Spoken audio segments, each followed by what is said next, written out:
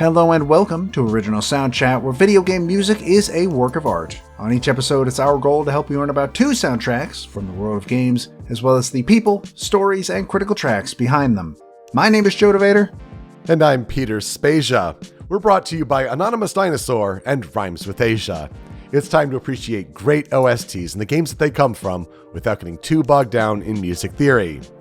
For the end of 2022, it is time for us to present our list of the best game soundtracks from the past year. It's the best of 2022 on Original Soundchat. Woo! Yes, it is that time of year. Somehow we've done it.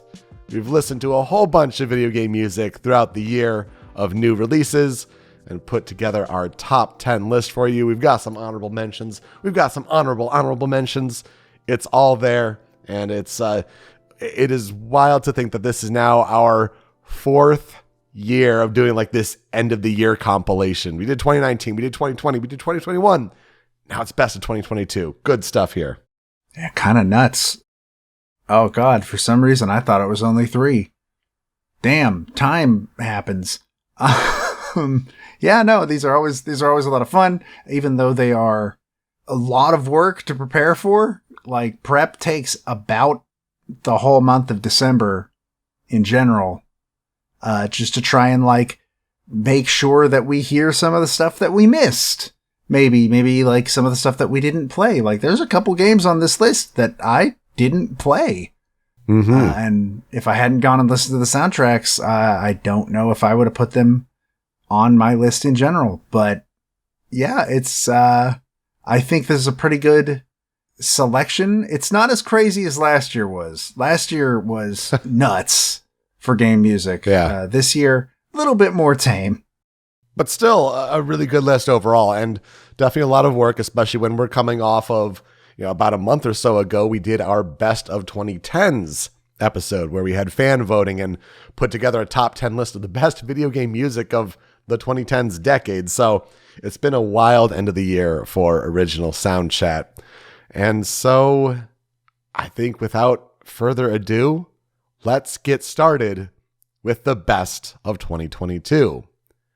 Coming in at number 10 is Neon White.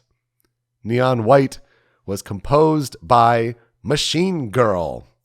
And so what we'll do is we'll play 5 critical tracks that we've selected from the game and talk a little bit about it. We'll do that for each of these top 10s. The first track here for Neon White is Glass Ocean.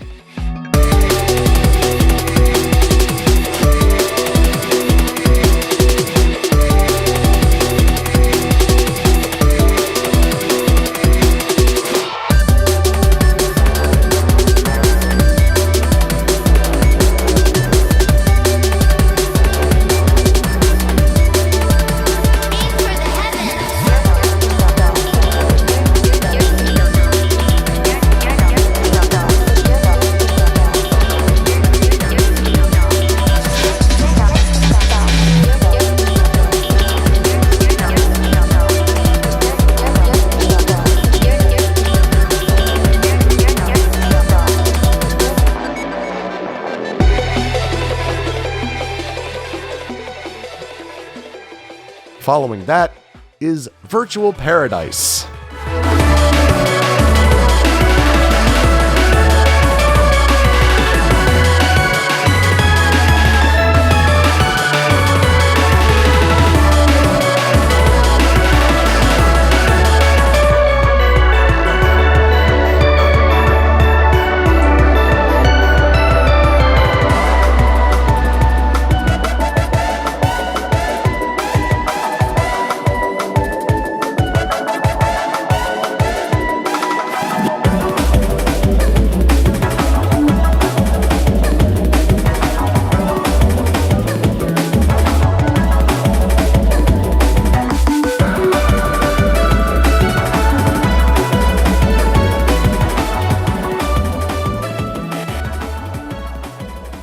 After that, it's Hellion.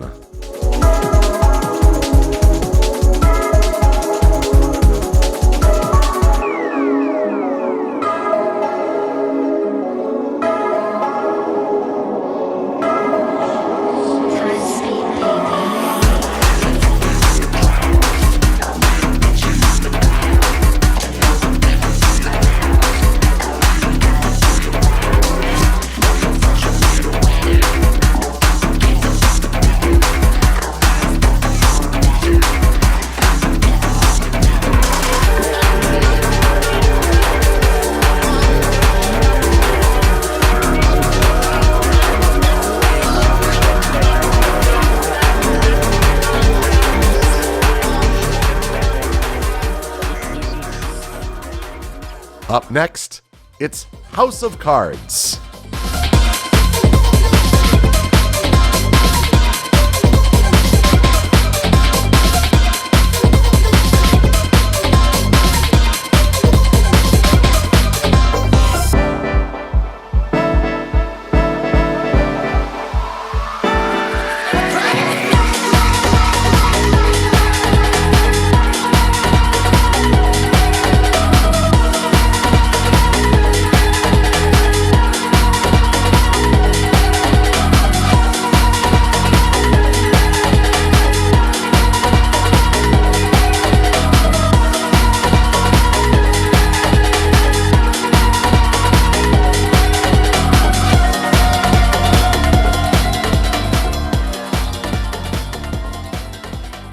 And rounding things out, it's Rigged Game.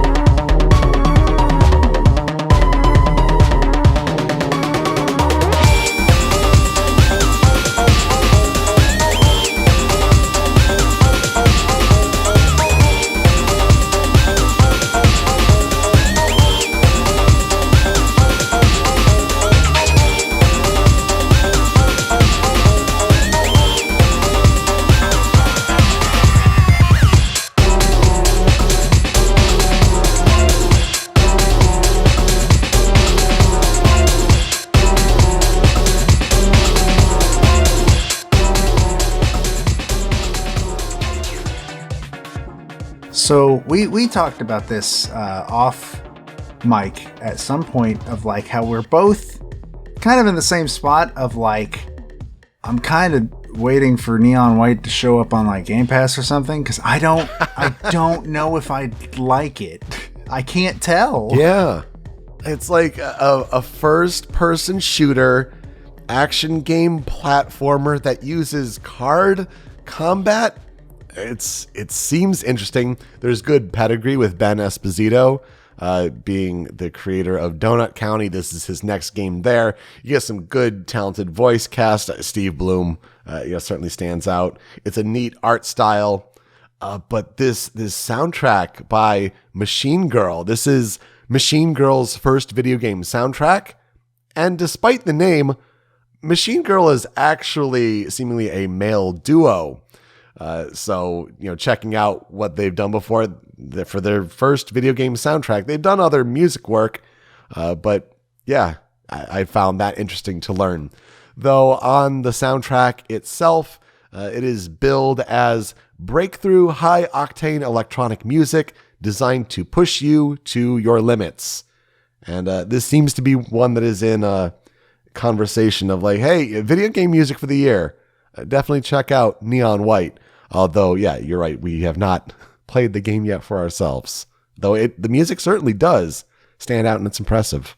Yeah, we had a couple of people actually mention Neon White when we asked, like, hey, what are some of your favorite soundtracks of the year?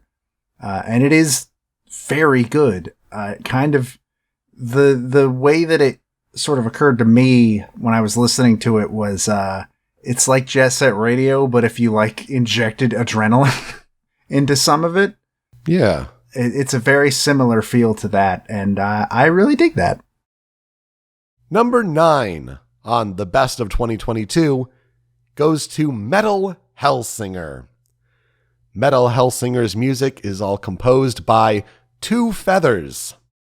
And to begin the Critical 5 for Metal Hellsinger, we start with The Hellsinger main theme.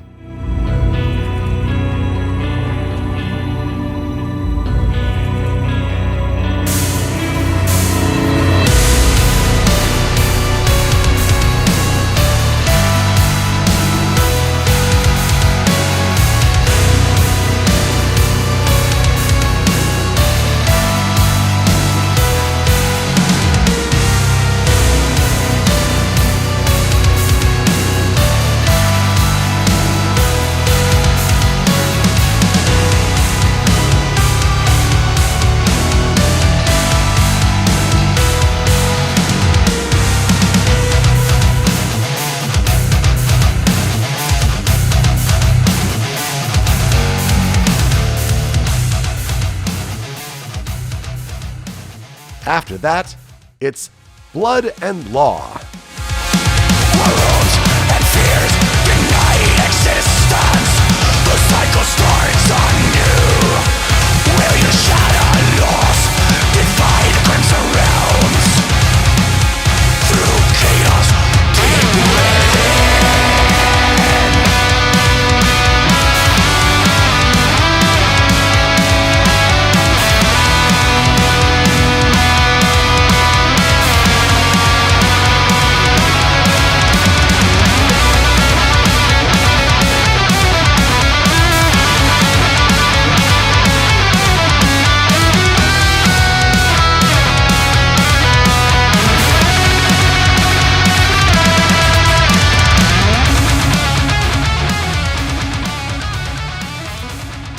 Following that, we have Stygia.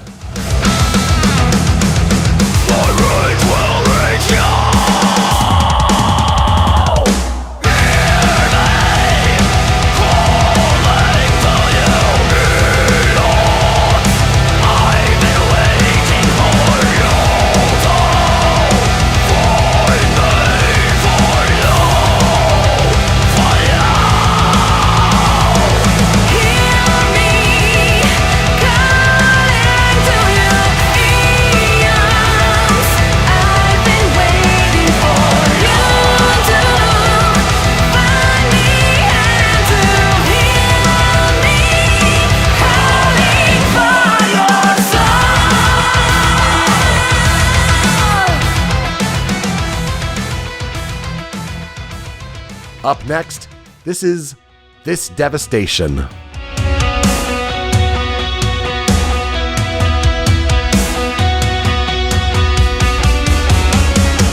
I'm still here, holding on. Let this body break, let this fortune last. It's so beyond this age. I'm holding on. Let this body break, let this fortune last. It's so beyond this age. Let your pain others know. This devastation feels like home. And we have to round things out for Metal Hellsinger with No Tomorrow. And you will never know I live my life for you. Your song brings no tomorrow, like a bullet ripping through.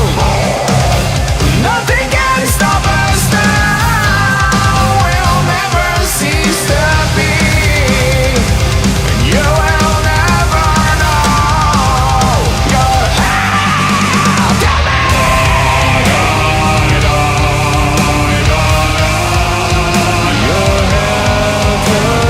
me.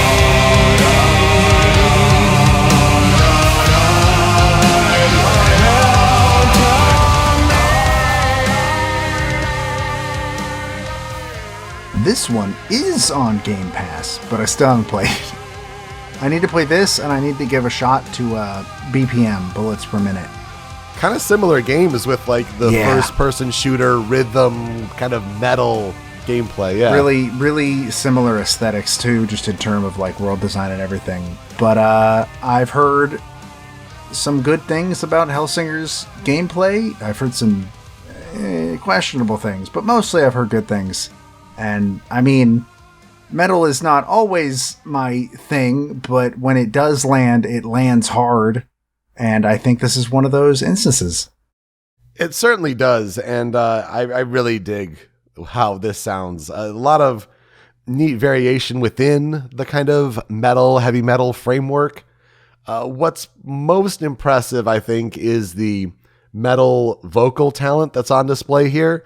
This definitely caught my eye first when it's like, hey, what if Serge Tankian from System of a Down did a video game music track?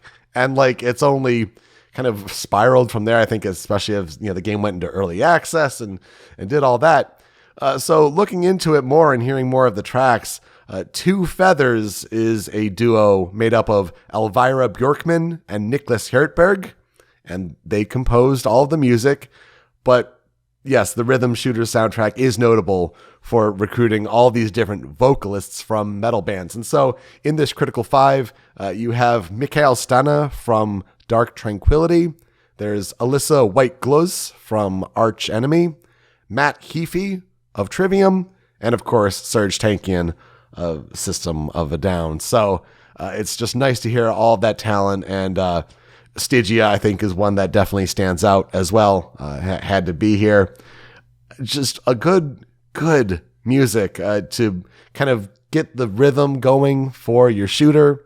You got to think, Doom 2016, big inspirations there, but just kind of taking your own musical twist on it. Yeah, works really well. For number 8 on our top 10, this might come as a surprise to you. It certainly came as a surprise to me. It's Soul Hackers 2.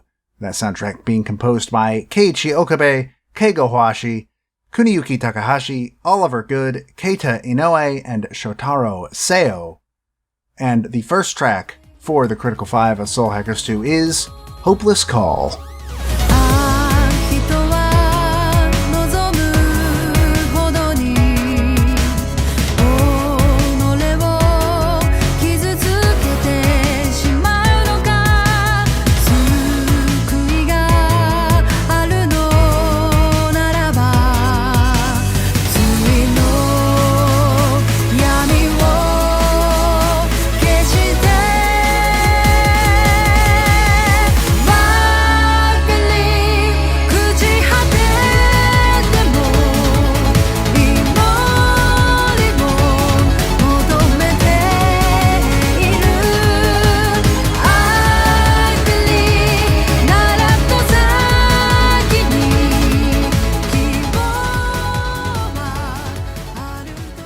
'Following that, it's Normal Battle.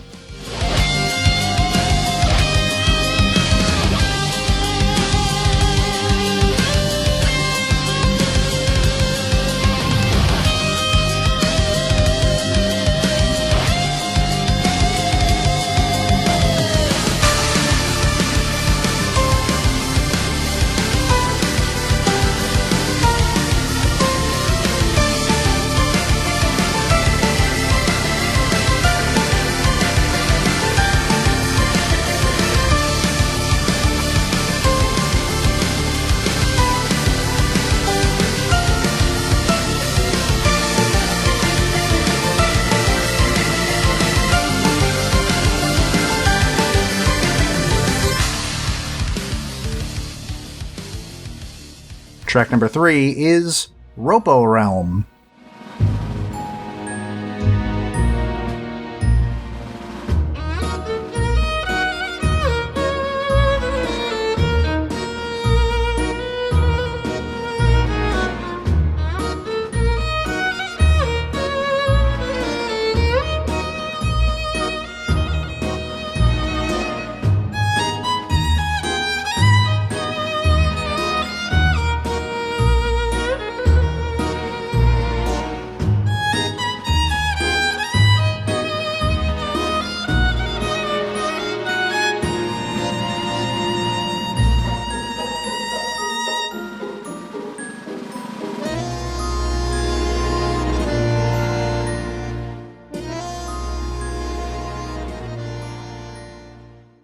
Following that, we have Boss Battle.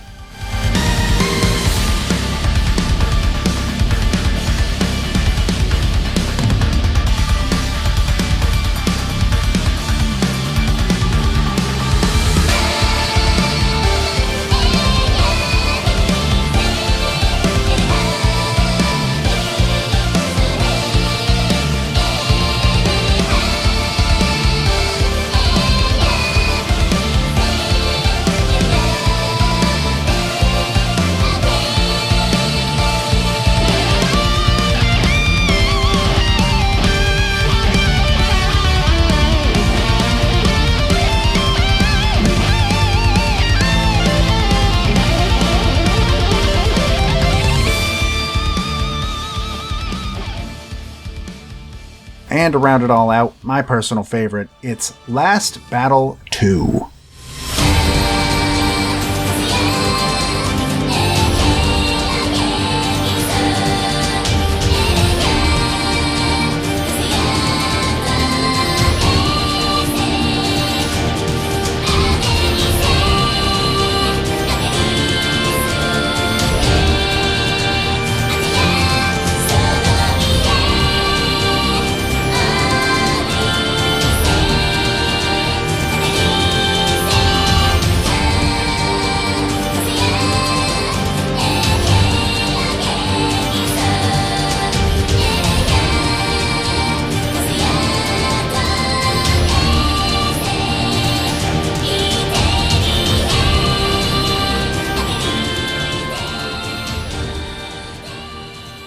Ever since you brought up the original Soul Hackers on this show and covered it and seemingly willed a sequel into existence, I am surprised to see this here, but I don't think I'm as surprised about that as the fact that I am, it's an Atlas game, but yet Atlas recruited Monaka talent. Yeah.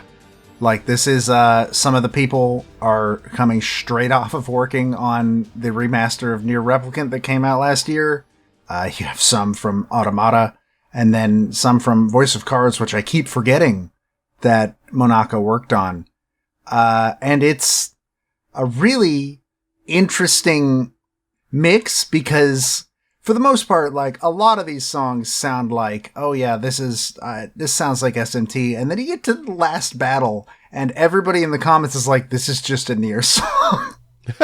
Like, this is just a Nier song. And it's fantastic. I really, really love that piece. Listening through this album, I did not expect to like it as much as I did. And you're right, I am the one that willed Soul Hackers 2 into existence.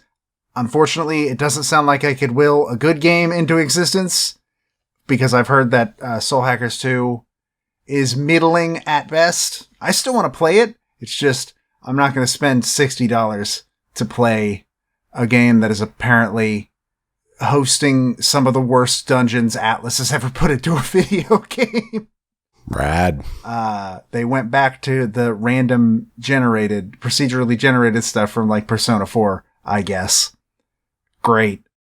I don't know. Other than that, though, like, all the aesthetic I've seen from this game and then this soundtrack, I absolutely have grown to adore. For like half a week after discovering it, I was listening to specific tracks like over and over again, and it's really good. I dig this soundtrack a lot.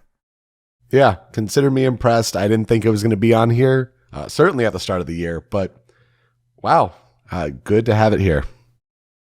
Then let's get a little bit cuter, though let's be fair, Ringo is very cute. But not as cute as Kirby and his trip to the Forgotten Land in Kirby and the Forgotten Land, which is number 7. This soundtrack was composed by Yuta Ogasawara, Hirokazu Ando, Jun Ishikawa, and Yuki Shimoka. The first track for Kirby and the Forgotten Land is Welcome to the New World.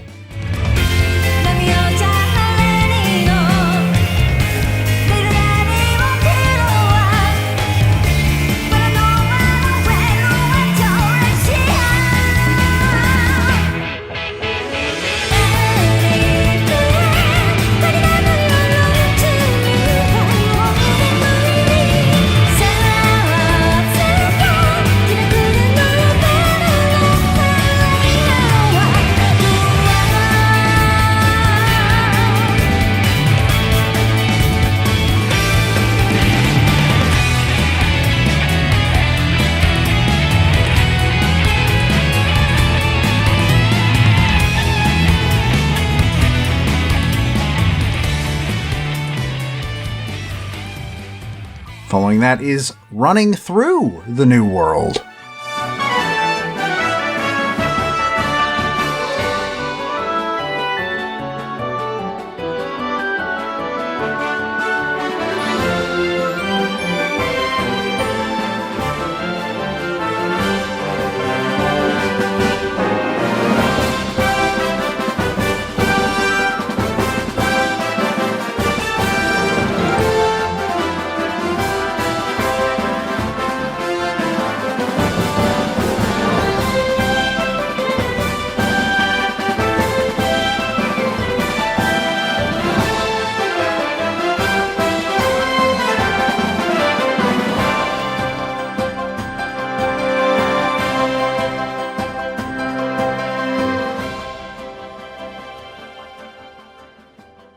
third track is The Battle of Blizzard Bridge.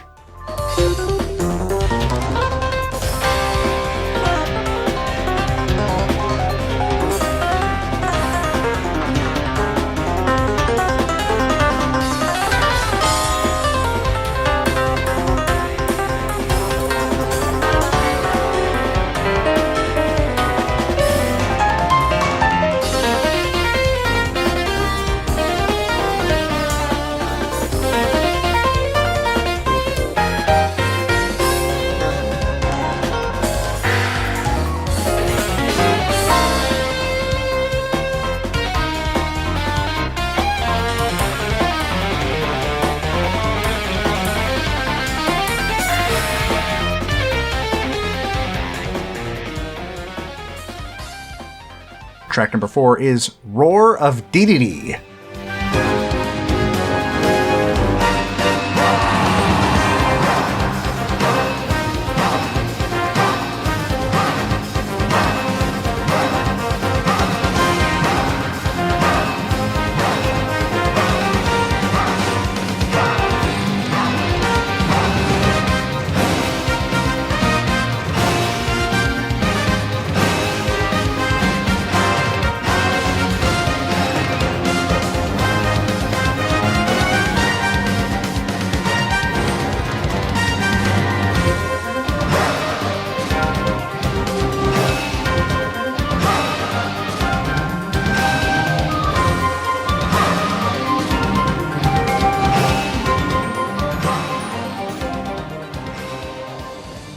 And rounding it out is Two Planets Approach the Roche Limit.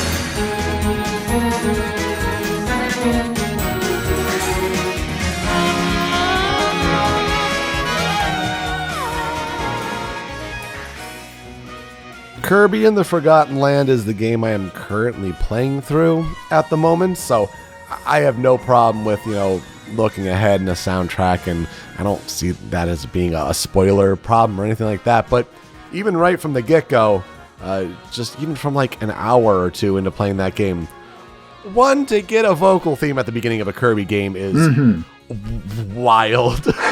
Just for like an opening credits kind of feel. And then that first level theme of running through the new world is so insanely catchy. I even had, my fiance sitting next to me, and like it's getting stuck in her head. Like it's so infectious. You can't ignore that. Then you get crazy jazz, an epic take on the DDD theme, and then just wild, crazy final boss stuff that is seemingly Kirby fare, but then even taking it to the extreme. I mean, it's a solid soundtrack. I think one of the best of the year for sure. Yeah, it's shockingly very... I mean, Kirby is known for having pretty damn good soundtracks, but this is probably one of the best in the series, just in general. And also just the game's really good. Like, really good. You might recognize a couple of the names on the composer list there, being Hirokazu Ando and Jun Ishikawa. They are longtime Kirby vets. We have talked about both of them on this show. Jun Ishikawa we talked about for a Kirby game, being 64. Long time ago. But Ogasawara seemingly started his composition career with Kirby Star Allies, which was the last big Kirby release, and this appears to be the first major composition credit for Shimaoka. Neat! So I'm getting some new blood in Nintendo there, and helping continue. They make a lot of Kirby games seemingly and keep on churning them out. So this one was a really strong one. I can't wait to play more as we get into the new year. Coming in at number 6 on the best of 2022, snubbed from the Game Awards, I tell you. Not even a nomination, but we're putting it here. Teenage Mutant Ninja Turtles Shredder's Revenge with composer T. Lopes. Oh yes. Oh yes. What a soundtrack to have T. Lopes back here on a best of. And here we go, starting with the Critical 5. The first track here is The Wrecking Crew.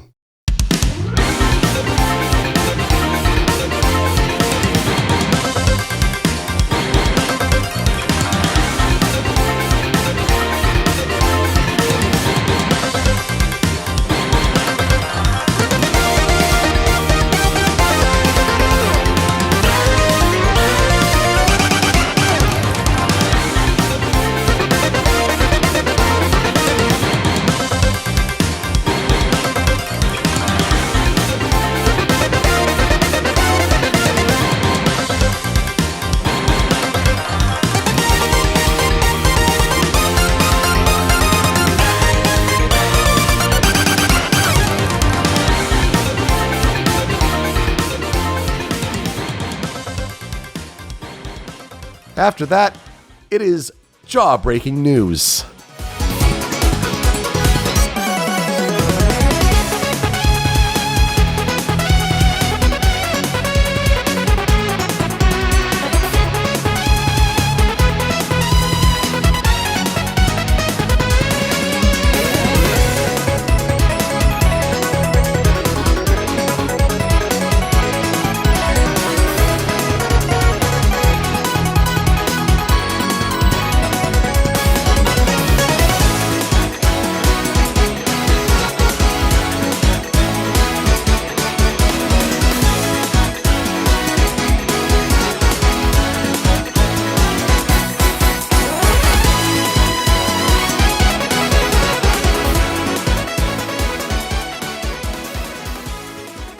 The next track on the Critical 5, this is Mutants Over Broadway. We say it cowabunga, it ain't no power struggle in the game of that we suffer. How we got these cowards running home, and I'm like, why they out here frontin'? These crews get rock steady, we playing faster than bebop. Gillespie with the technique, y'all like one-on-one shoot. Mikey take 100 plus some with the nunchuck. Leonardo cut him up, Donnie he the smartest. He gon' teach whoever dumb enough to rap. Just asking, Satachi or the uppercut? What's up?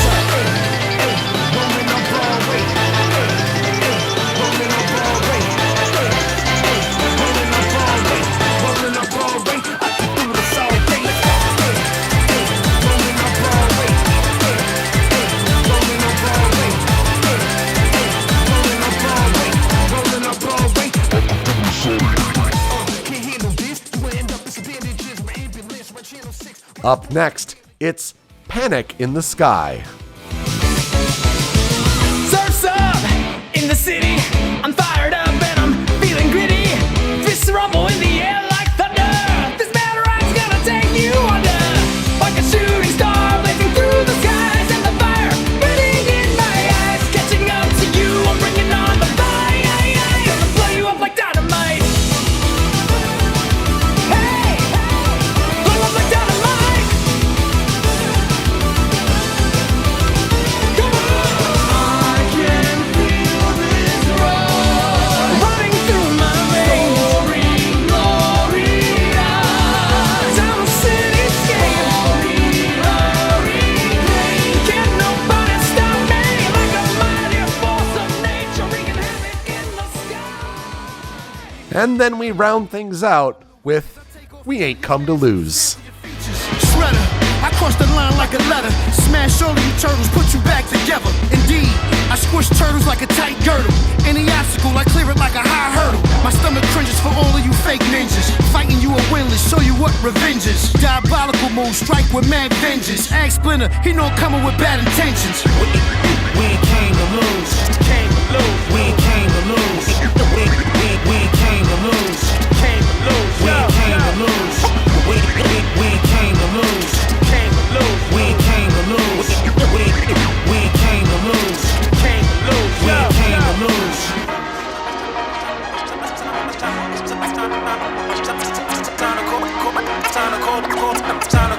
I think it's time to call a wolf. Still face split, playing villains and more. With heroes in the half shell. So, the way that I know that this soundtrack is really good is I have zero connection to the Teenage Mutant Ninja Turtles. Just not a caring bone in my body. I did not grow up with them. I have no nostalgia for them.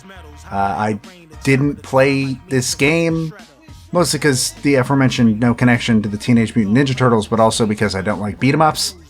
And this is a beat-em-up.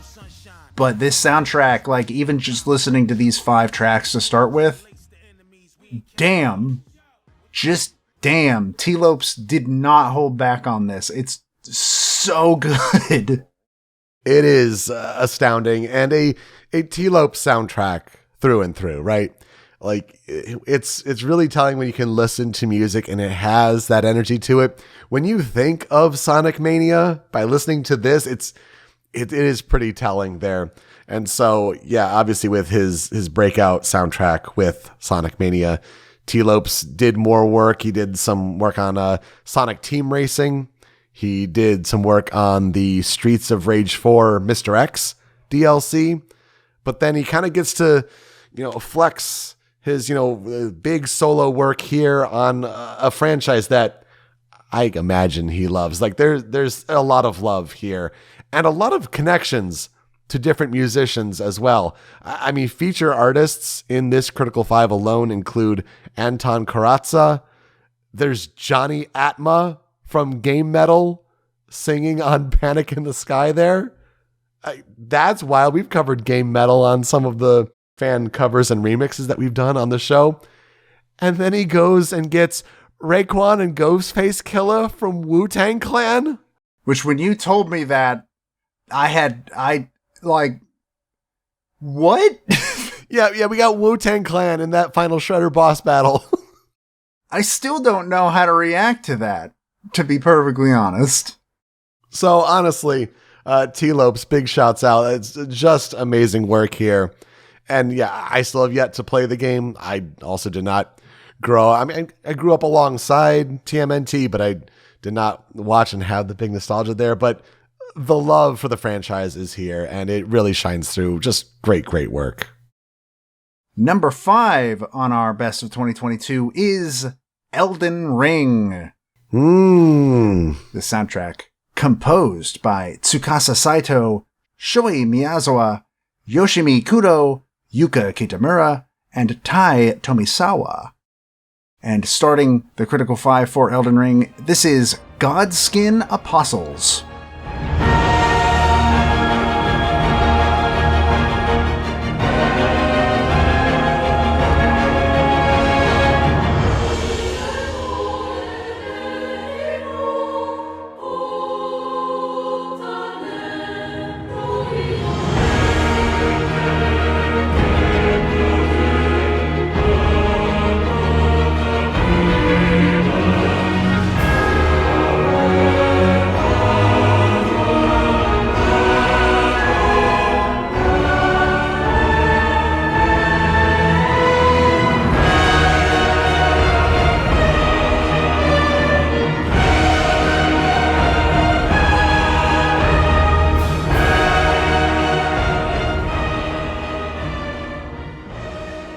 Following that, we have Regal Ancestor Spirit.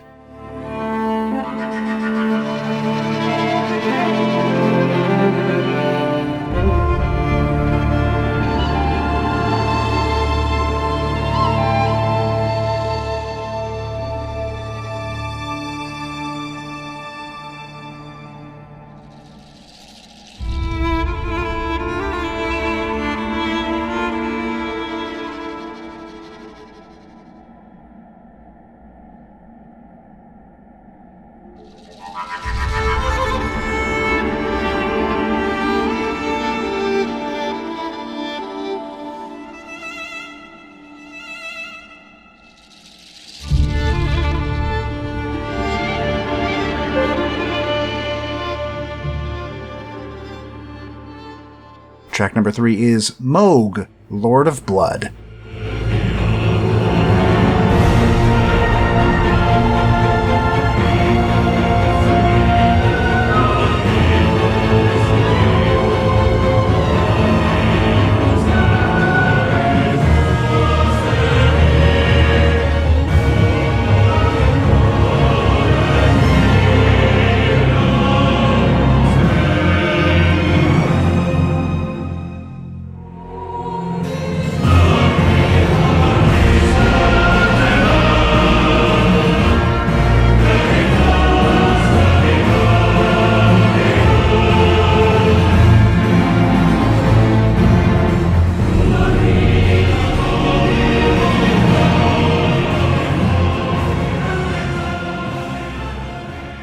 For track number 4, we have Millennia, Blade of Mikola, because of course we do.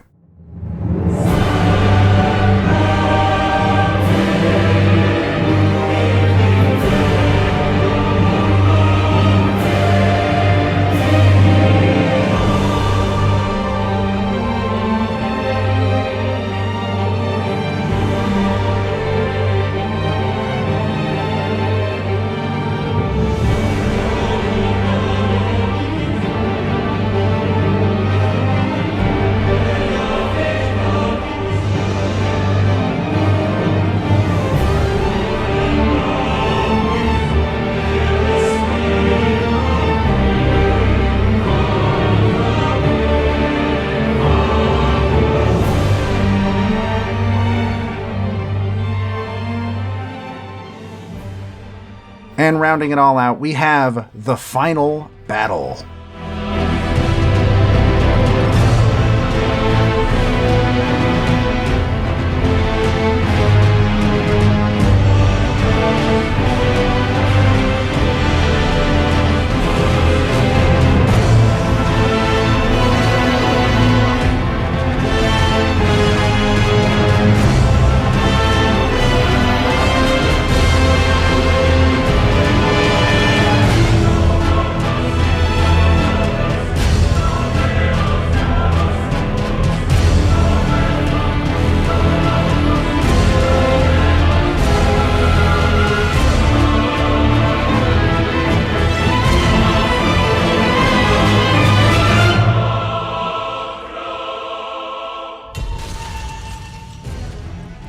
It sounds like if there is a game music moment of the year, kind of like how when the Ghost of Tsushima title splash screen hit in 2020, something like that.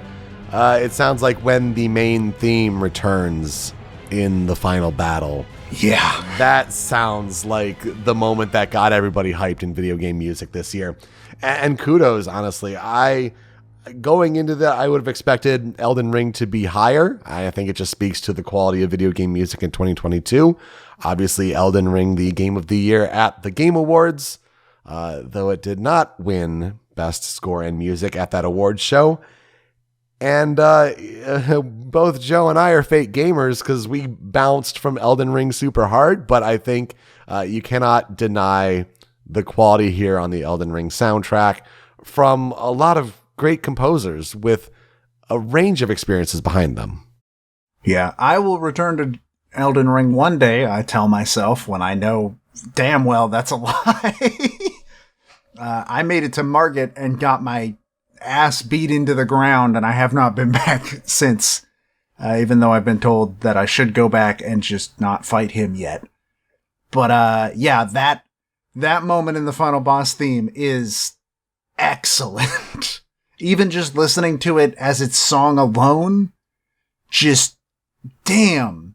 And you mentioned a lot of different backgrounds from this composer team. So it's a lot of FromSoft veterans, but there's also a couple of newcomers in there. For instance, Saito comes from Dark Souls 3 and Bloodborne. Miyazawa worked on the PSVR game Deracine. Yuka Kitamura, who we've talked about on this show, was the lead composer on Sekiro Shadows Die Twice, and she's also been involved with Souls since Dark Souls 2. Kudo is bringing experience from work outside of FromSoft. His last major project was 13 Sentinels Aegis Rim, which we'll talk about one day. I keep pushing it back, I'm sorry. And this appears to be the first major credited compositional work for Tomisawa. Neat. Yeah, it's a great soundtrack overall, and I think very deserving to be on the top 10, much less the top 5 for the year of 2022. Yeah, it's Souls soundtracks are always, I think the reason why it's not higher is because Souls soundtracks are really good, but they're not as melody driven as we usually gravitate towards when it comes to music. Like, they're really, really good pieces, but I wouldn't exactly catch myself whistling Millennia's boss theme. No, that's fair. That's fair. I get you there. For number 4, this is one of my favorite soundtracks of the year, though not my number 1. It is Live Alive, specifically the HD 2D remake. Technically the first time that this music has ever been able to be officially heard in North America. All of the music in Live Alive was originally composed by Yoko Shimomura, but this remake features arrangements by Natsumi Kameoka, Tomomichi Takeoka, Akira Iwata, Kaoru Inoue, Kensuke Ushio, Yoshinori Nakamura, Sachiko Miyano, Noriyuki Kamikura, Ryo Furukawa, and Hironori Guts Onizawa. Lot of arrangers there. And of course, there's no more fitting place to start with our Critical 5 than with Live Alive.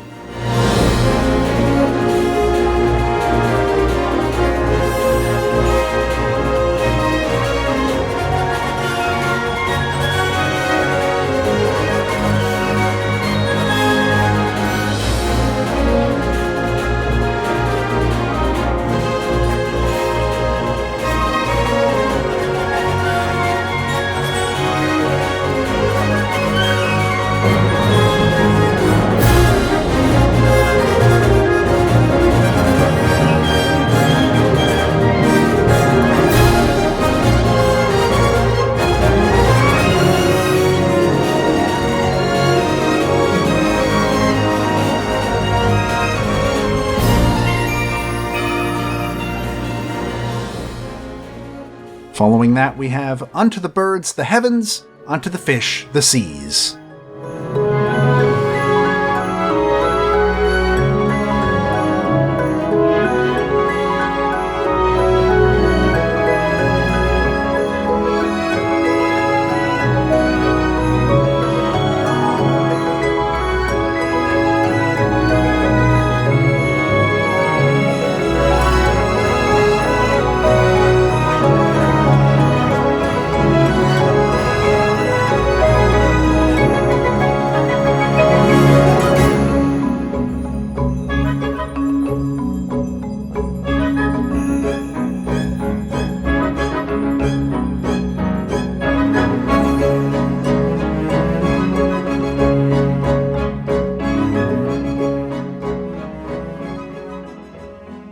Track number 3 is Playing with Psychos.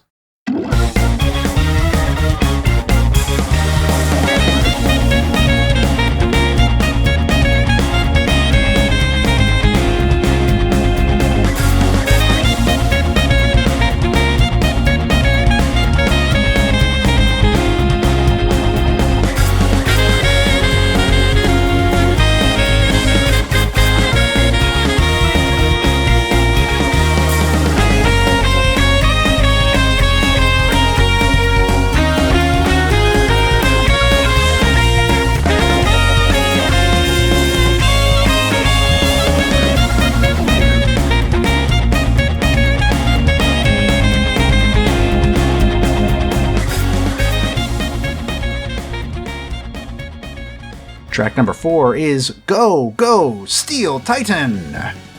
Isengard och Devil Crew lever metal flash. Brought back to life by power and kända renders. How walking he looks upon an unfamiliar world. Enemies hated he must now pass. Smash and bash, destroy the fields, more than more to hell.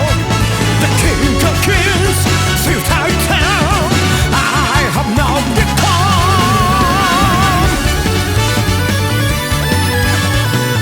Metal Strike!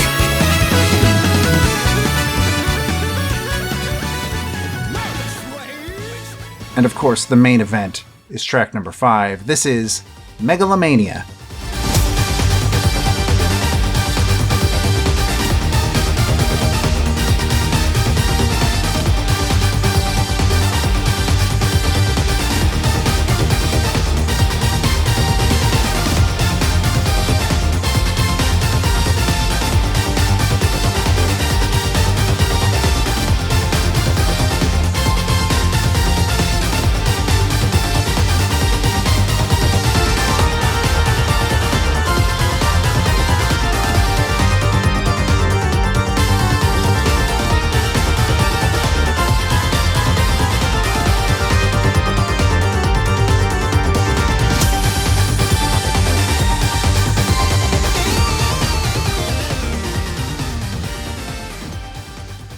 we covered the original 1994 Live Alive earlier this year, corresponding with its remake release.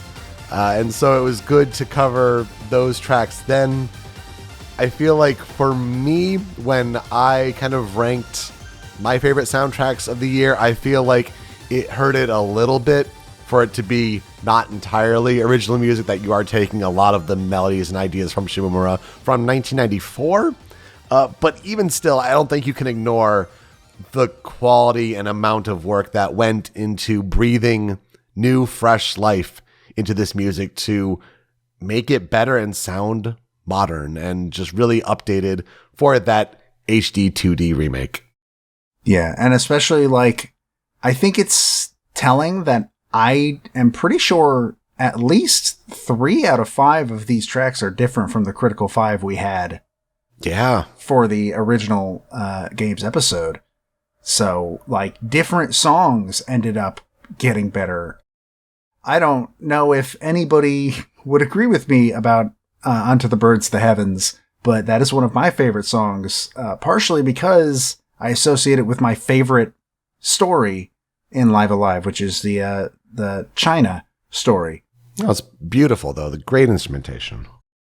And honestly, like, it takes a really high bar for a remake album to, like, be included on our top 10 list. And this high on the top 10 list. Yes, absolutely. I mean, considering in 2020, FF7 Remake was the runaway number 1. Yes, for sure.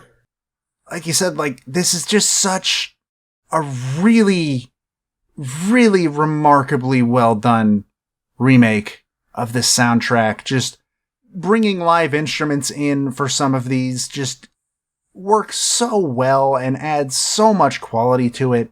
And of course, you can't talk about this without talking about how Titan includes vocals by Hironobu Takayama, who is one of the members of Jam Project, but more importantly, he is the vocalist behind one of the most famous anime OPs of all time, Dragon Ball Z's Cha-La Head Cha-La. And he sang in both Japanese and English, both versions of which are on the official soundtrack. It's so good. I love this take of Go Go Steel Titan so much. I even had listened to it when we did that Live Alive episode back earlier this year, and you were still trying to keep spoiler free for when you played the game. I'm like, you're gonna hear it, you're gonna love it because it's fantastic. Also, what they did with Megalomania, it sounds also so good. Just a lot of love, a big passion project into this one for sure. Number 3 on the best of 2022. Let's get to a game that has a 3 in its title. It's Xenoblade Chronicles 3, with composers of Yasunori Mitsuda, Ace, Kenji Hiramatsu, Manami Kiyota, and Mariam Abunasser. And Xenoblade Chronicles 3 continues the Nintendo Switch representation on this top 10. We start the Critical 5 with A Life Sent On Duo.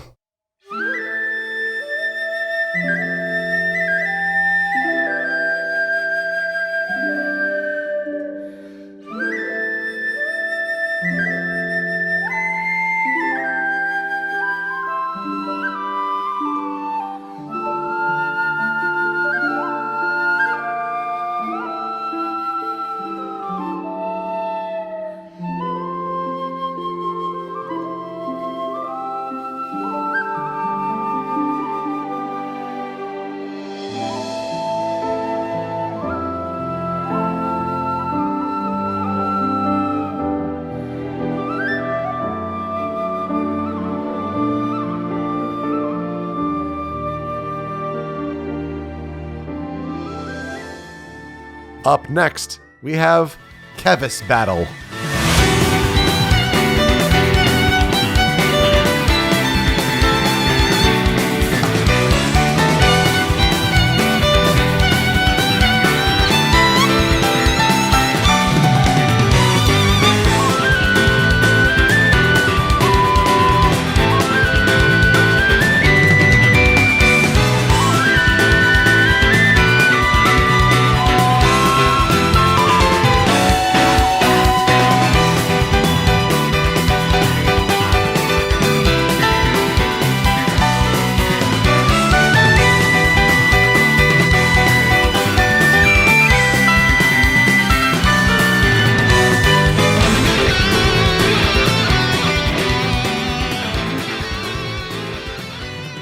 following that, this is Chain Attack.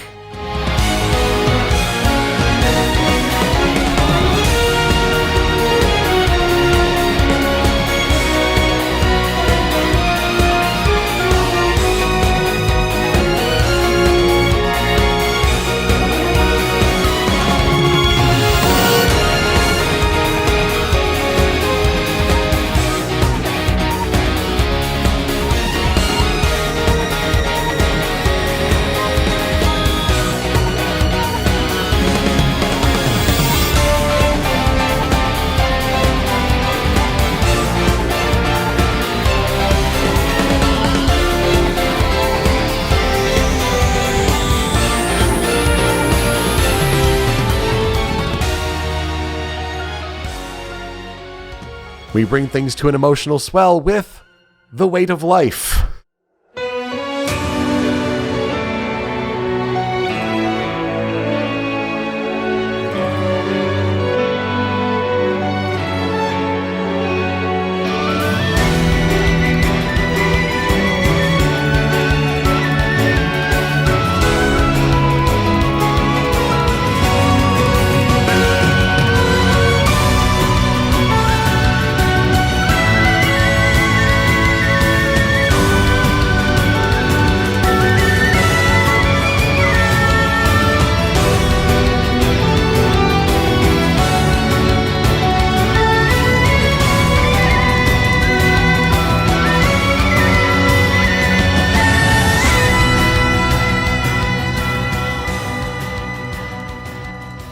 And then wrapping things up, we have a climactic confrontation with Moebius Battle.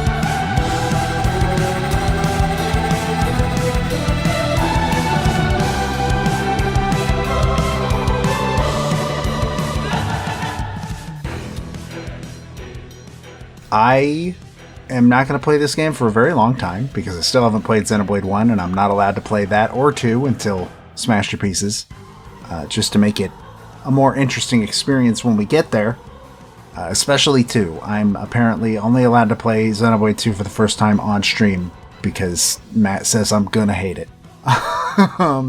So that's fun. But I've heard really good things about Xenoblade Chronicles 3, and like in the original like outline, we have a document that we had been putting stuff in all year just to make it so that we're not compiling everything last minute. And next to the Xenoblade Chronicles 3 section of this list of like other potential top 10 nominees, next to Xenoblade, I just put in parentheses, I mean, it's Xenoblade. Like, even before the game came out, I was pretty sure it was going to end up on this list in some form, and I'm glad I was right. Yeah, Yasunori Mitsuda and Ace Plus. That's a pretty darn good pedigree of what they have going with this franchise. But I think it's really neat what they did with this game that was different. Because I think some fans, especially when they compare it to 2, they say, well, this soundtrack isn't as good as 2. I would say it's just different. And as it was recently highlighted by Pedro Eustache, or as you may know him, Flute Guy. God bless that man. In the Game Awards orchestra, flutes are a very big part of this game and soundtrack, making it a prominent instrument overall. In fact, Monolith Soft went and made their own custom flutes, apparently based on the concept of the Shinobue flute. And they wanted to try to create a sound that nobody had ever heard before. That was Mitsuda's big overall concept. These 2 flutes were designed to be slightly different sizes, and therefore they would have different pitches from each other, but they were meant to be played well together.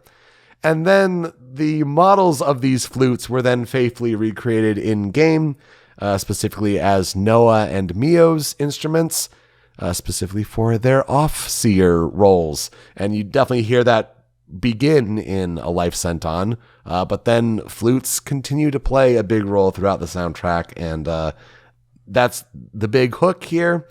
But Xenoblade music delivers. It's the one thing in the franchise that does not miss. It's such a neat piece of trivia of like, they made their own flutes for this soundtrack. I can't name another soundtrack that's done that. That's some attention to detail right there. What could be then in the number 2 slot for Best of 2022? How about the game that won Best Score Soundtrack at the Game Awards? At number 2, we have God of War Ragnarok, composed by Bear McCreary. It is my favorite soundtrack of the year. So what Critical 5 tracks belong here? Well, let's start with the aptly titled God of War Ragnarok.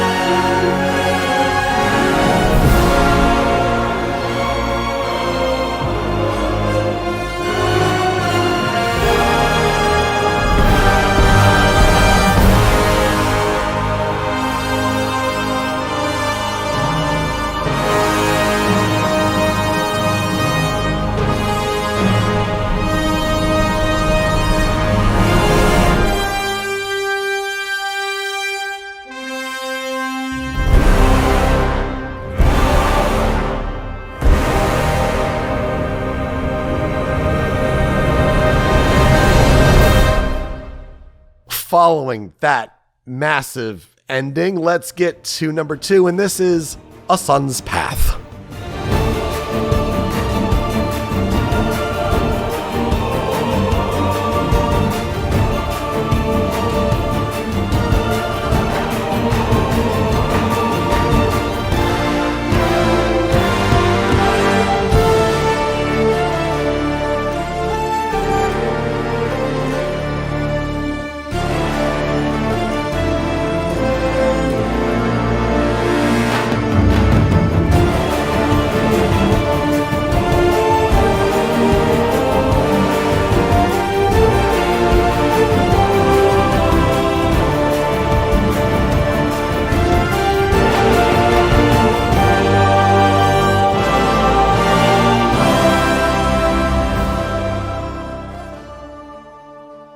Things get lighter and more mystical with Giantess of Ironwood.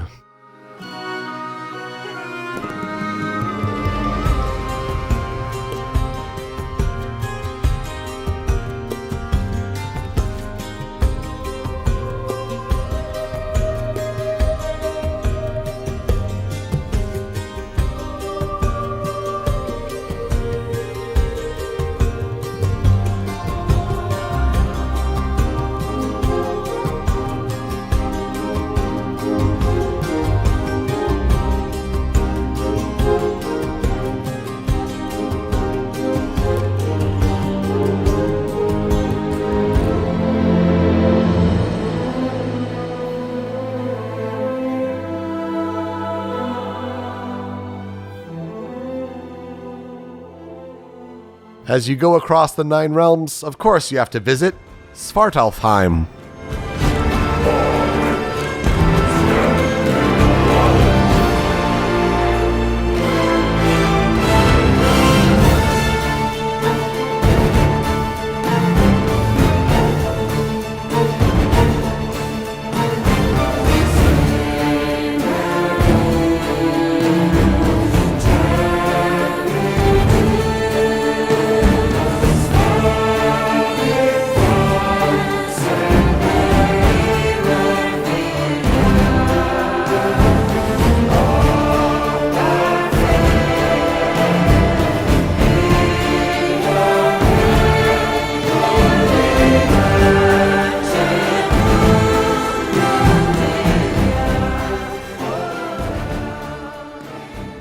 And then you wrap things up with, what else?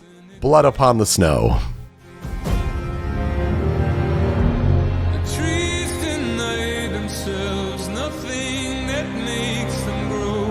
No rainfall, no sunshine, no blood upon the snow.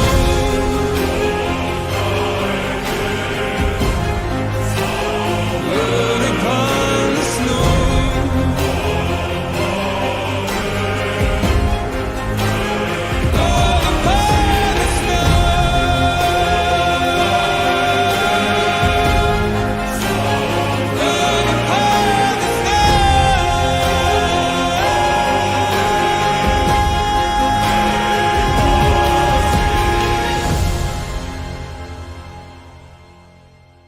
One day I will be able to play this.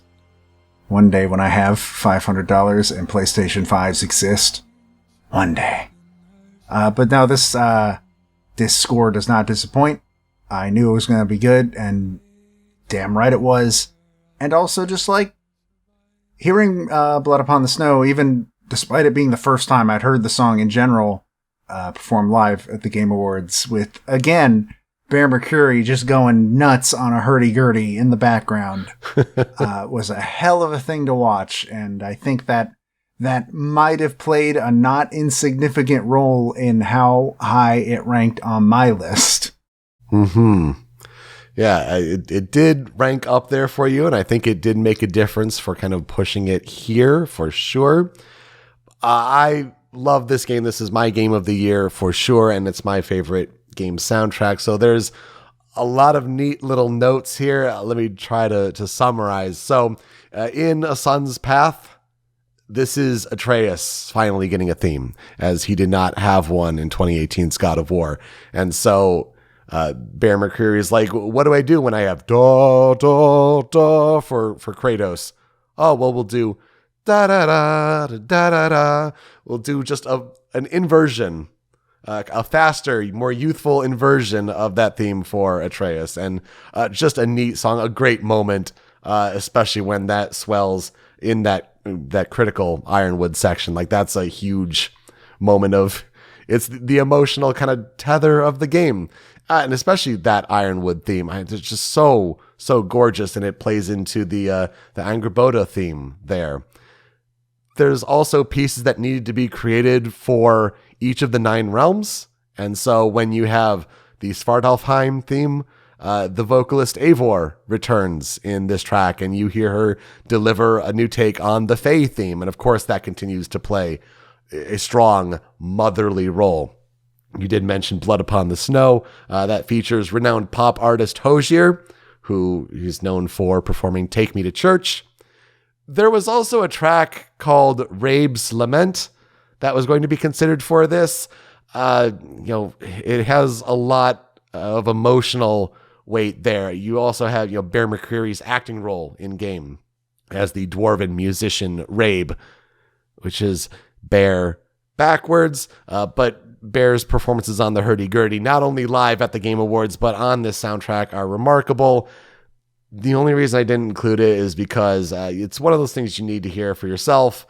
Play it in game. Don't go looking on YouTube. There be spoilers in those YouTube comments, but I felt like this is a really good Critical 5 for what was a difficult soundtrack to narrow down, and lots of love from me on this one. So, because we can't put every soundtrack in the world on this episode, before we get to number 1, we're going to do some honorable mentions. Now, these will only get 1 track clipped to represent them, but these are just some of the ones that we figured, hey, these deserve a shout out at the very least. So, we're going to start with the first one.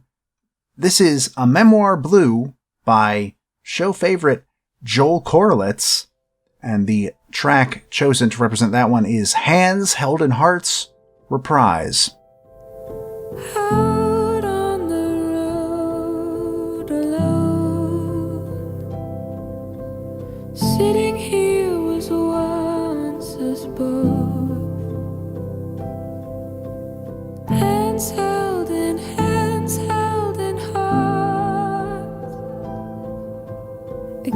the fear that broke us apart. Am I doing all I can to show you you're the guiding light that leads the way? I know not where I'm going, but I'll find you and hold you like Memoir Blue is a short narrative game that released near the start of the year. It's on Game Pass if anybody wants to give it a shot. It's like 45 minutes long. But it has a fantastic soundtrack that really helps drive some of the emotional parts of it home. And of course, here on the show, we like Joel Korlitz and his work. He does great work. And this is just another feather in that hat of his. It's just great. Absolutely. Another nominee on the Best Score soundtrack from the Game Awards was A Plague Tale Requiem, with music composed by Olivier Durivière. And the track we'd like to highlight for this one features Eric Maria Conturier, and it's called The Duel.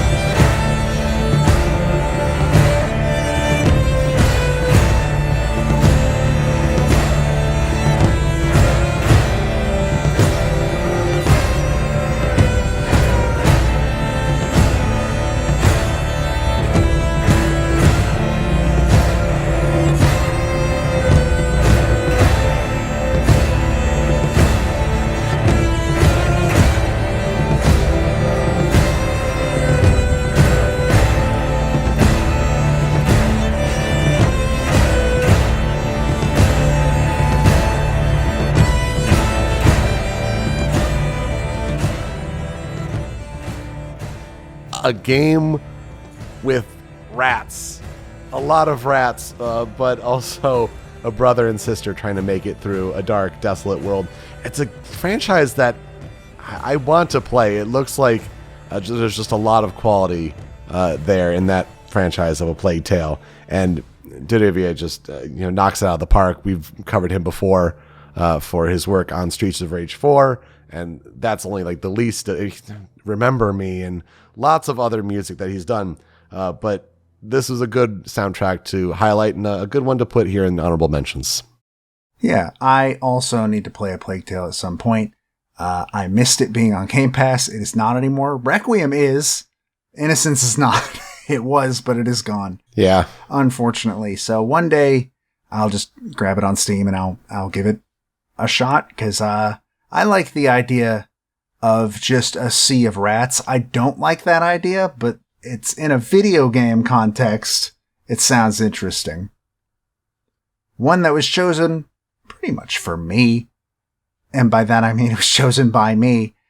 This is Ghost Song, which has a soundtrack that was composed by Grant Graham, and the track chosen to represent that is Into Rust.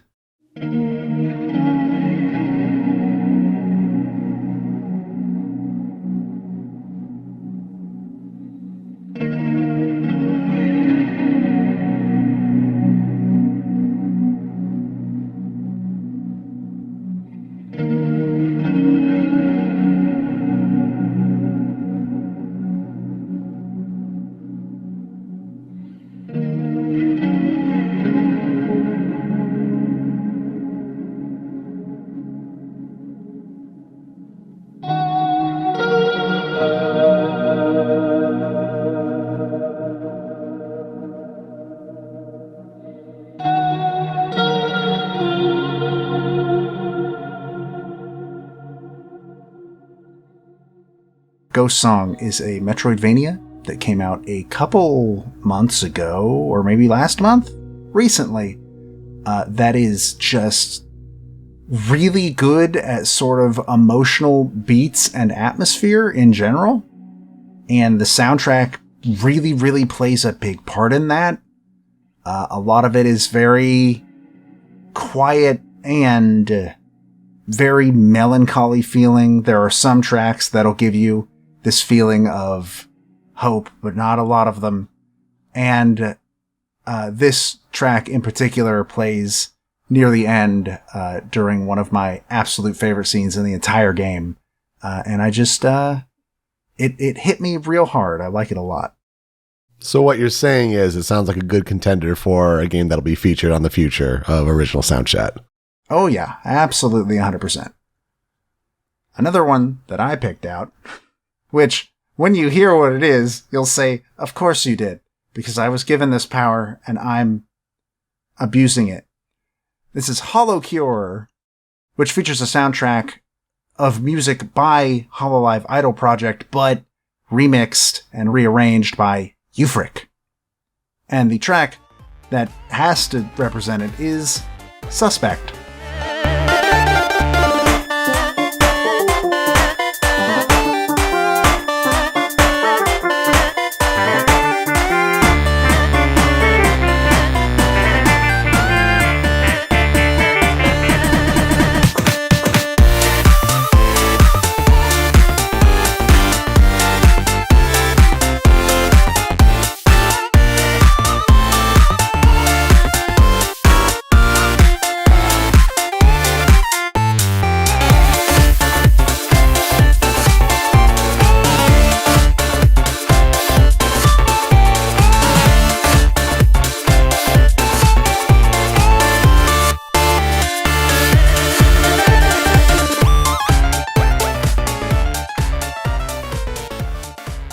Now look, I know.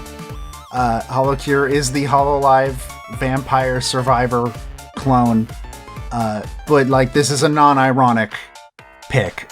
This song is fantastic, so are the other arrangements on the soundtrack. It is legitimately one of my favorite games and one of my favorite soundtracks of the year. It's a completely free game, which makes it even wilder that it is this quality. And I don't know, I felt like I kind of had to, considering I probably put like 30 hours into this game at this point, just idly, I felt like I had to bring it into honorable mentions at the very least. I respect it. You do you. It's a fun song. I'll give it that. Always the bridesmaid, never the bride. My pick for one of the honorable mentions is Horizon Forbidden West, with music by Alexa Lozovchuk, Joris Deman, The Flight, Niels van der Leest, and Lovisa Bergdahl. The track that stood out to me for this game is In the Flood.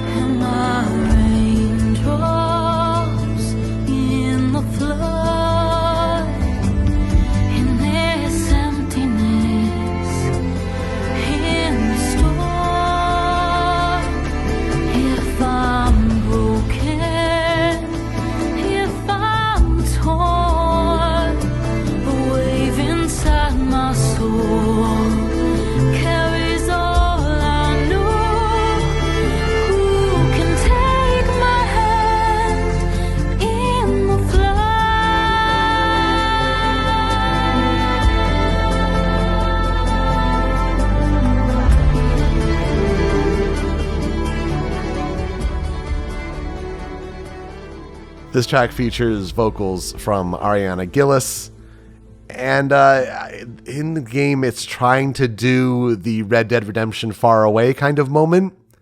It's pretty successful in that I remember it, like it's a pretty important moment in the game. Is it as impactful as Far Away? No. But this was a really fun game this year. It's in my top 5, I would say, for sure. Horizon Forbidden West. I just have to admire and be wistful about how it is just dwarfed by another open world game with Elden Ring this year, just like in 2017. And then was it you who pointed out that the DLC is coming out like right next to Tears of the Kingdom? Oh yeah, I mean it's just like a month before, so get it out there, get all the attention you can before May comes a knocking. Yeah, they just cannot catch a break on that one, huh? One of the weirdest games I've ever played in my entire life, but a pretty good score. The next honorable mention is Immortality, which was composed by Nainita Desai. And the track chosen to represent it is Art.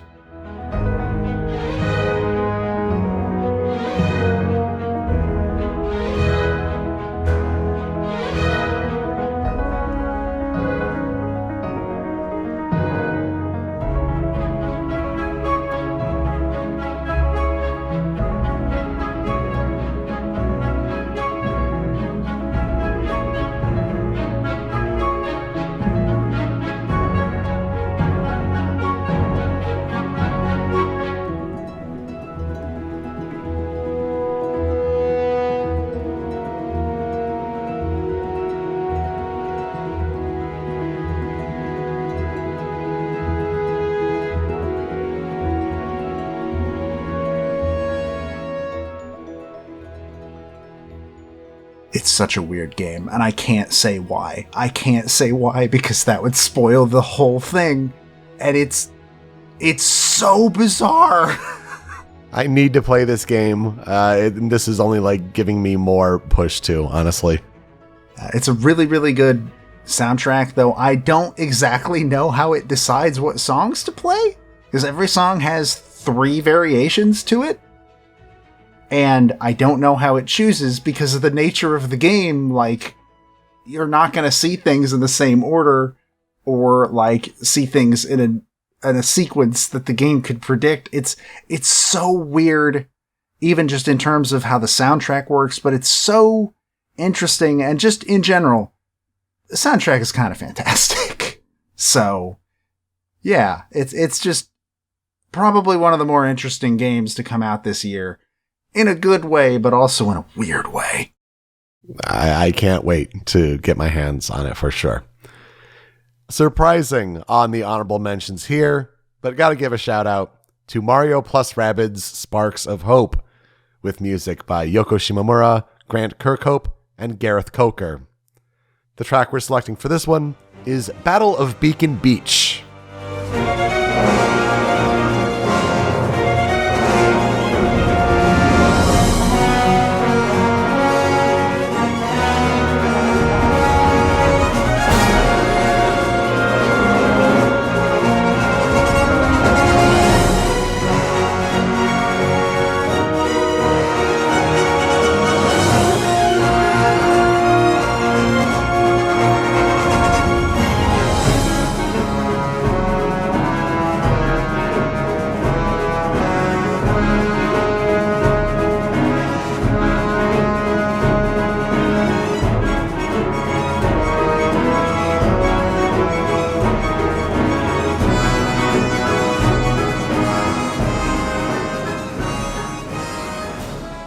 That sure is a Shimomura.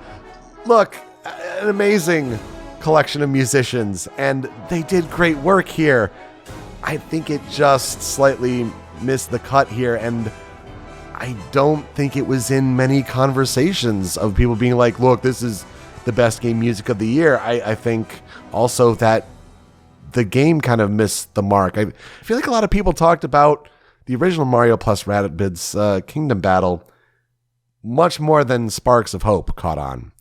And so maybe that has something to do with it. But yeah, love all the composers here. The pedigree is absolutely here. But I feel like the music just did not catch on in a few different ways. I know there are a few people in the NWR Slack that have talked about how, like, because of when Sparks of Hope came out, which was around when, you know, literally everything else came out, a lot of people just haven't gotten to it yet. Mm-hmm. So that might be part of it. But also, I kind of agree that, like, I stopped hearing about the soundtrack after they announced who was in charge of the soundtrack. Yeah. And then I never heard anybody talk about it ever again. So that's shocking considering the people involved, but that's just how it ended up. It's interesting how we haven't talked about a Pokemon game yet. That's because Pokemon's not good. Well, there you go. Well, let's talk about a Pokemon game here, and it's Pokemon Legends Arceus, with music from Go Ichinose, Hitomi Sato, and Hiromitsu Maeba. I think if there's one track to pick, several great tracks on this soundtrack, but the one that I think stands out as the best is Battle, Origin, Dialga, and Palkia.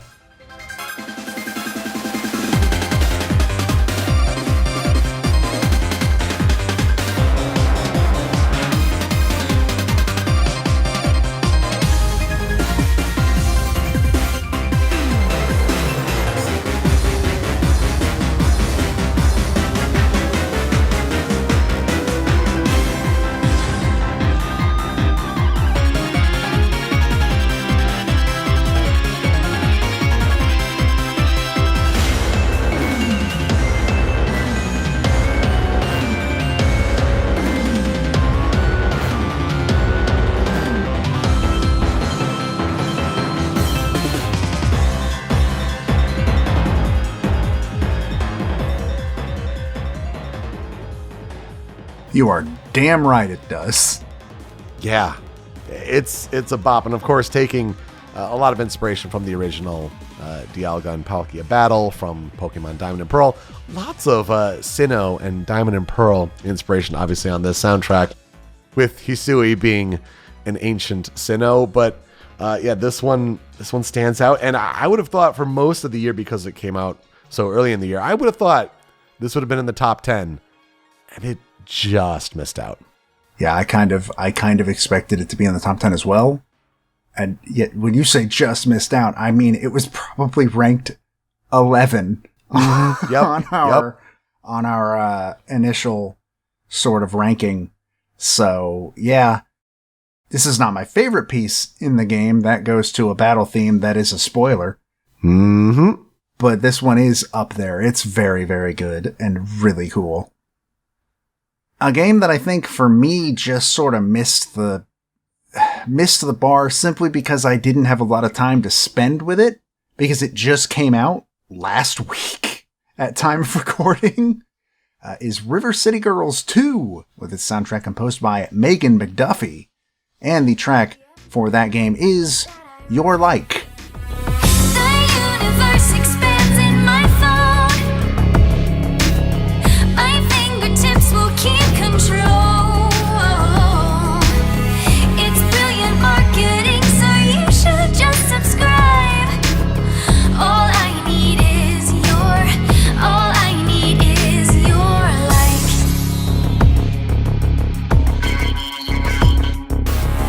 Time to get plugged into the drip feed. I want to know your clicks today. My influence is working hard throughout the week. The tracking pixel gives you all away. No doubt about it, the data speaks. This soundtrack's really good because Megan McDuffie's really good. My one complaint is there's not as many vocal tracks as the original had, but the ones that are there are super good. I feel like this would have been in my 10 had I had more than like 4 days to listen to it when it came out. Yeah, there's some good buzz going for it right now. I think it just, kind of fell prey to being very late in the year for a release. Which is unfortunate, because one day I'll play it. It's $40, and I'm not going to play it now. But they put in online co-op, so I'm looking forward to, after listening through this soundtrack, hearing it in context, much like I did the original River City Girls. And it's just more really good Megan McDuffie work. Gotta love that. And we'll wrap up the honorable mentions with Sonic Frontiers. Music on this game primarily composed by Tomoya Otani, with also work from Takahito Eguchi, Kenichi Tokoi, Rintaro Soma, Kanon Oguni, Kenji Mizuno, and Hiro. A lot of variety of music on this soundtrack, but I feel like the one song that has caught on the internet is Undefeatable. It's time to face your fears when your time has come and gone. I'll be the one to carry on, and you can throw me to the wolves, 'cause I am undefeatable. I'm hanging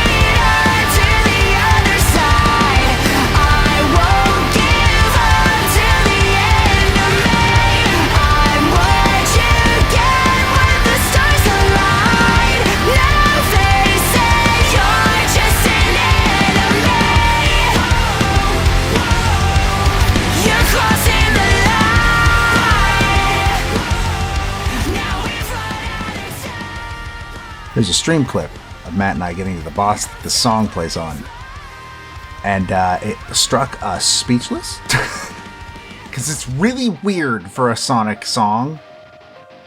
The other boss we played on stream, because we stopped after 2.5 islands, sounded more like somebody had described the soundtrack to Metal Gear Rising to somebody, and then they wrote a song based on that description. But this one at least feels like a competent song, and while it is wildly unfitting for a Sonic game, it's still pretty good. It jams. I'm here for it. Yeah, definitely a lot of other softer Breath of the Wild inspired music to go with. Not totally a Breath of the Wild inspired game, but this one at the very if one game could go on this part of the list for one song, this song caught some fire on the internet, let's just say. Mm-hmm.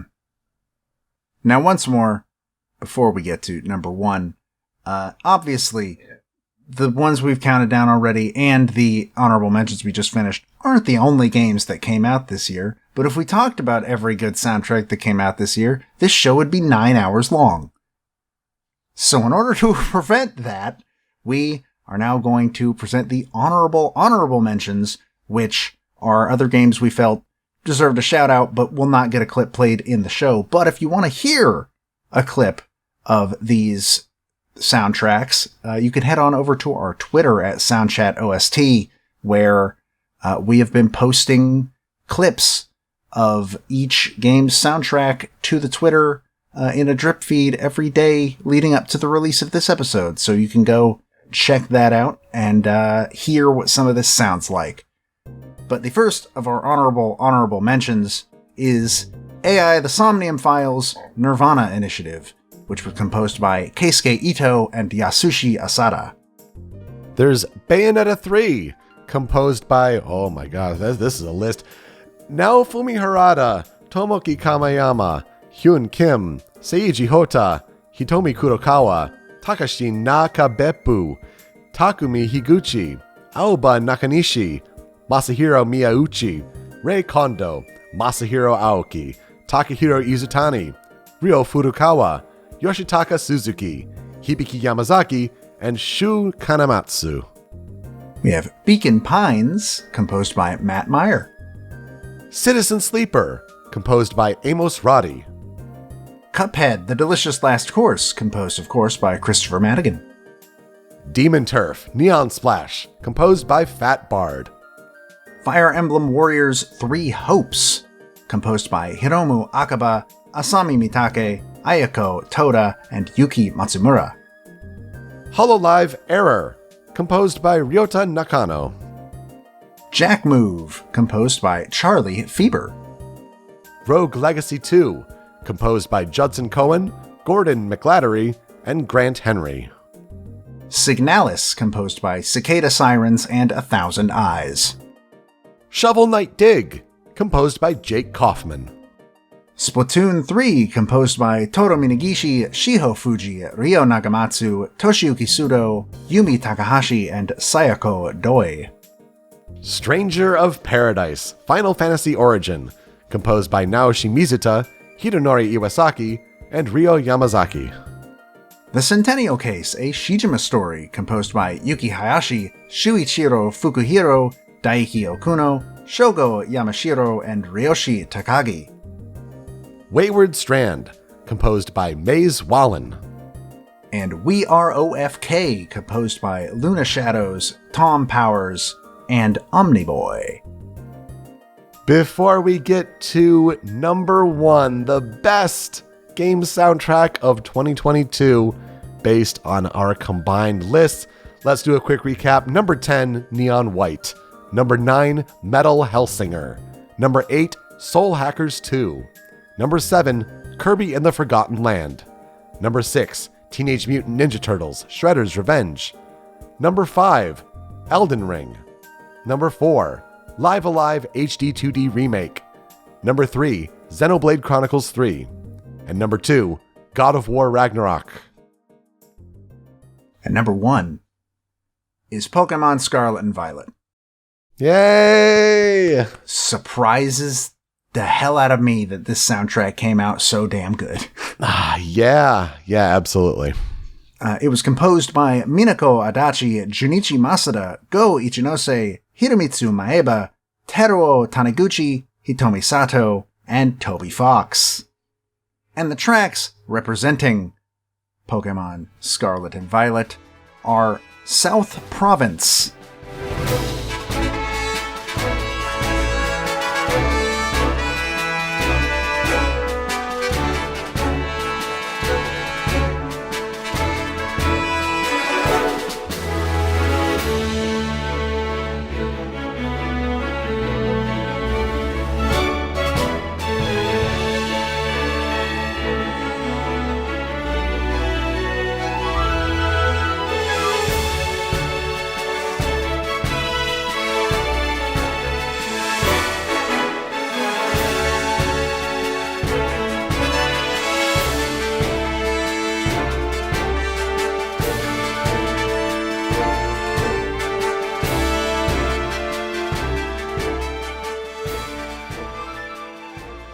Track number 2 is Versus Team Star.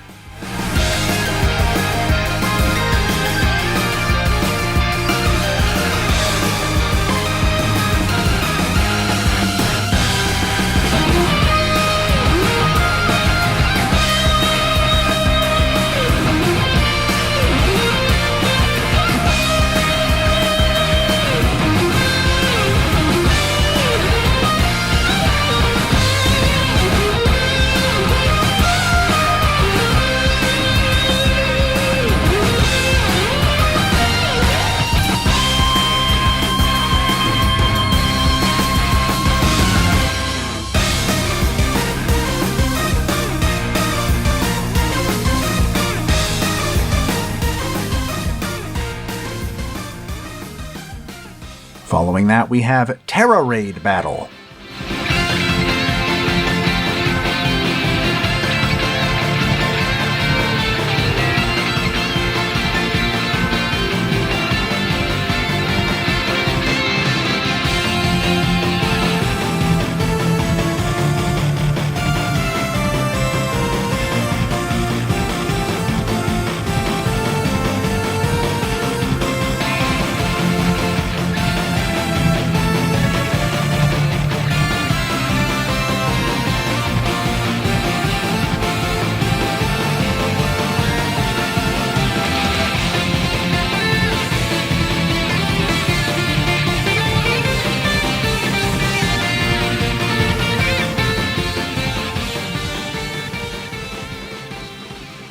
Track number 4 is Versus Gym Leader.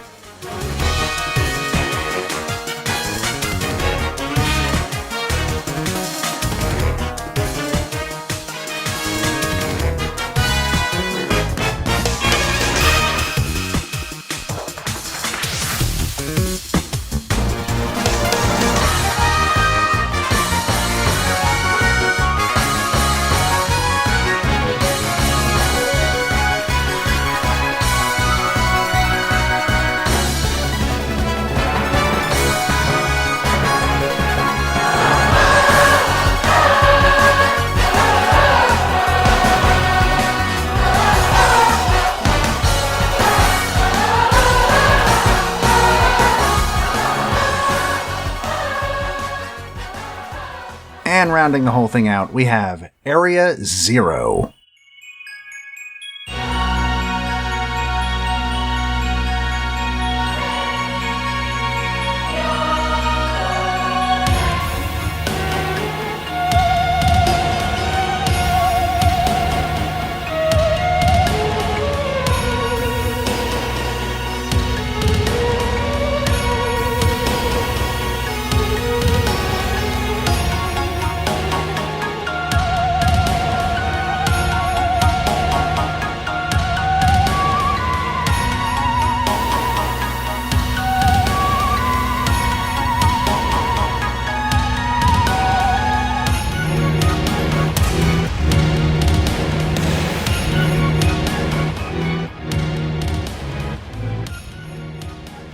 I would have never thought going into the halfway point of this year that this would have been the number one soundtrack on our best of 2022, especially for how much I'd played of this game, especially at the beginning, portable and without music.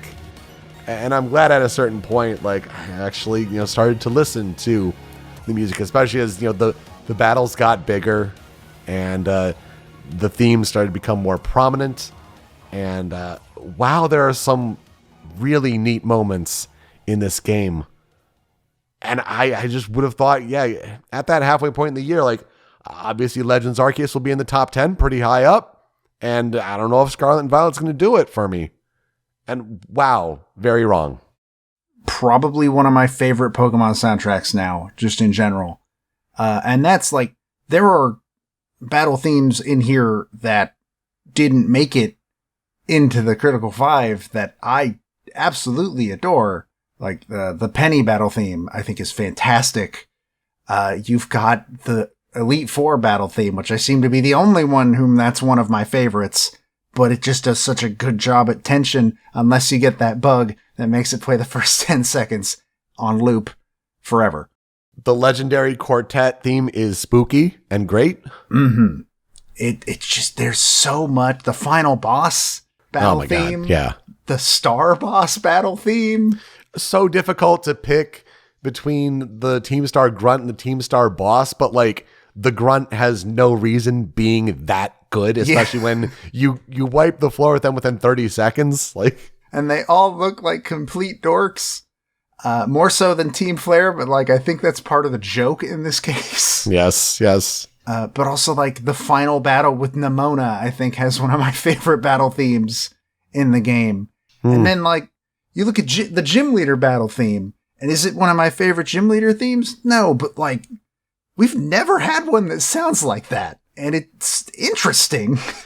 It's weird that it brings back the chanting from Sword and Shield, but I love the jazzy energy to it. It's so cool. It's just different from the days of, well, Junichi Masuda clearly does every battle theme. No, it's actually nice to get some fresh blood. And speaking of which, when are we going to get a Super Music collection for it? Because I want to know the credits for each of these tracks and who goes where, because clearly Toby Fox has a much bigger hand in this soundtrack that he did in Sword and Shield. And it's, I think, especially evident in the end game when it sounds like nothing a Pokemon game has ever had before. Yeah, it's just, there are a lot of problems with Scarlet and Violet. I think it is a good game. It is not done. That's a problem. It's not done.